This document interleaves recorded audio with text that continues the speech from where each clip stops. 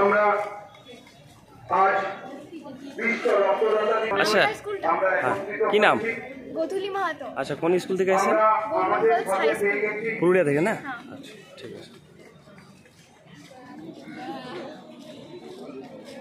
আমরা আমাদের সাথে পেয়েছি আমাদের পরিচিত ভাস্করানন্দ মহারাজকে।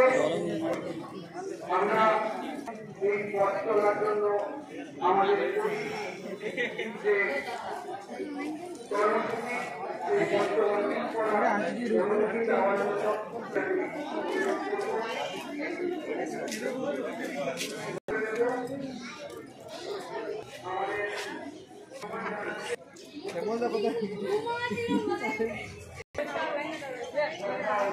আমি বেরোচ্ছি।